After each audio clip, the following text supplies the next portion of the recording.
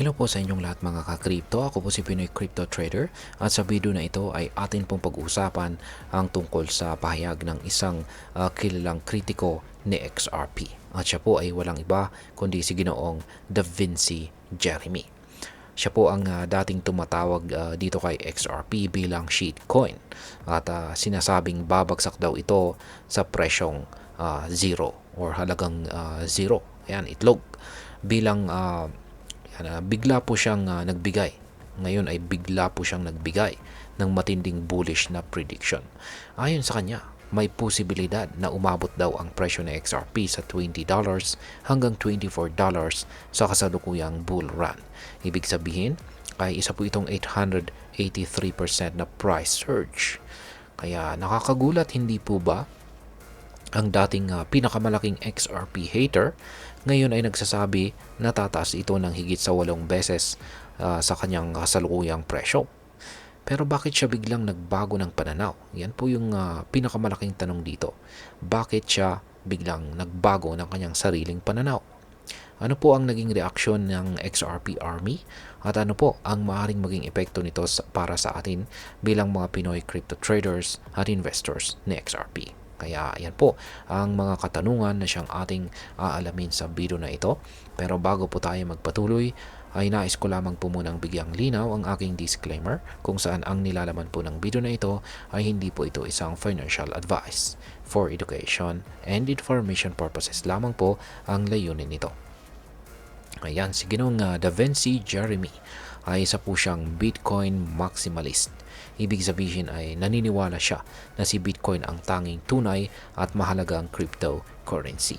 Sa loob po ng maraming taon, binabatikos po niya si XRP at sinasabing wala raw itong halaga. Ngunit dahil sa kamakailang bullish trend ni XRP, napilitan po siyang baguhin ang kanyang pananaw.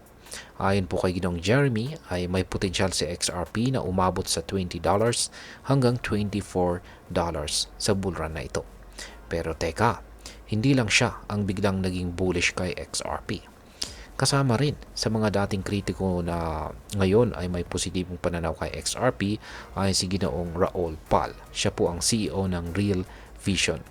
At maliban po kay Ginoong Raoul Pal ay si Ginoong Peter Brandt. Isa rin po siyang kilalang trader na nagsabing maaring umabot ang market cap ni XRP sa $500 billion na siyang magtutulak po sa presyo ni XRP paangat sa $8. Kaya naman, marami sa XRP Army ang tuwang-tuwa at tinotroll ang dating mga kritiko na ngayon ay tila bumabaliktad ng kanilang opinyon. At ngayon ay ano naman ang reaksyon ng XRP community? Ayan. Hindi po pinalampas ng XRP Army ang biglaang pagbabago ng tono ni Ginoong Jeremy. Isa sa mga unang nag-react ay si Ginoong Tony Edward. Siya po ang founder ng Thinking Crypto Podcast. Ayon sa kanya, XRP hater capitulation is beautiful to behold. Ayan. O sa madaling salita, ang mga dating haters ay napipilitang aminin na mali sila. Ayan po ang ibig sabihin niyan. Napansin din ng XRP community na hindi lang si Ginoong Jeremy ang nagbago ng kanyang pananaw. Maging ang mga billionaire investors tulad po ni Ginoong Mike Novogratz na dati ring kritiko ni XRP ay tila ngayon ay bumibili ng palihim para hindi magmukhang mali ang kanilang dating sinasabi.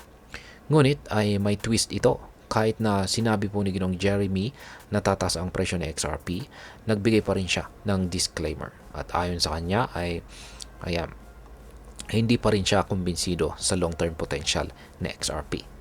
Hindi niya ito inire-recommenda bilang pangmatagalang investment at mas gusto pa rin niyang mag-focus kay Bitcoin. Dahil dito ay nagalit ulit ang XRP Army. Sinasabi nilang ito ay isa lamang panibagong FUD or fear, uncertainty, and doubt upang pigilan ang ibang investors na bumili ng XRP ng maaga. Ngayon ay bakit po kailangang pansinin ang prediction na ito? Ngayon ay may mga dati na pong kritiko na nagiging bullish kay XRP. Isa lang ang ibig sabihin nito. May malakas po na dahilan kung bakit tumataas ang tiwala ng maraming investors kay XRP. Unang-una ay unti-unti nang nalilinawan ang kaso ni XRP laban sa SEC na isa sa pinakamalaking dahilan kung bakit dati itong binabatikos. Ayan. Pangalawa ay mas maraming financial institutions ang nagsisimulang gumamit ng XRP sa real-world transactions. At pangatlo, ang buong crypto market ay nasa bull run ngayon. Kaya may malaking tsansa na sumabay si XRP sa rally. Kaya naman, ang tanong, posible nga bang umabot si XRP sa $24? Kung susuriin po natin mula sa kasalukuyang presyo na $2.44, isang 883% increase ang kailangan para maabot ang target na ito. Hindi ito imposible, lalo na kung makikita natin ang parehong hype na naranasan ni XRP noong mga nakaraang bull cycles. At ngayon ay ano naman ang maaaring maging epekto nito para sa atin bilang mga Pinoy crypto traders at investors ni XRP. Yan, maaaring may dalawang pananaw po tayo rito. At ito po ay ang pagiging bullish or skeptical. Ayan. Kung bullish ka, maaring magandang pagkakataon ito upang bumili ng XRP habang mababa pa ang presyo at mag-hold hanggang umabot ito sa inaasahang presyo. Yan. Kung skeptical ka naman, maaring isipin mo na ito ay isang market manipulation lamang, lalo na't galing ito sa isang dating hater. Ayan. Kaya ang pinaka-importanting tanong ngayon ay dapat ba tayong bumili ng XRP? Yan. Kung ikaw po ay isang short-term trader, maaring samantalahin mo ang hype at price action ng XRP para kumita sa volatility nito. Kung ikaw naman po ay isang long-term investor, dapat mo munang pag-aralan kung talagang may solid na dahilan para mag-hold ng XRP sa loob ng maraming taon. At tandaan, ang crypto market po ay laging may risk, kaya huwag pong mag-invest nang hindi mo nauunawaan ang pinapasok mong asset. At ayan, bilang panghuli ay ano naman ang aking masasabi tungkol dito.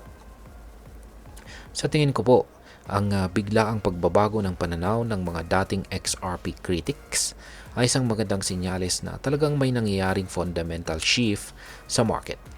Kung dati po nilang tinatawag na walang kwenta si XRP, pero ngayon ay sinasabing posibleng tumas ito ng 800% o higit pa, ibig sabihin ay may nakikita po silang hindi natin agad napansin noon.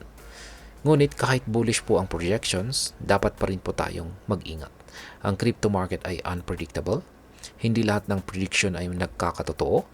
At dapat palaging may risk management. Kaya bago po tayo magdesisyon kung bibili tayo ng XRP o hindi, mag-research muna. Pag-aralan ang fundamentals at huwag pong magpapadala sa hype. At ayan, hanggang dito na lamang po tayo sa video na ito mga ka-crypto. Sana po ay inyong nagustuhan ang aking paliwanag sa video na ito. Kung inyo po itong nagustuhan, pakiclick lamang po ang like button nito.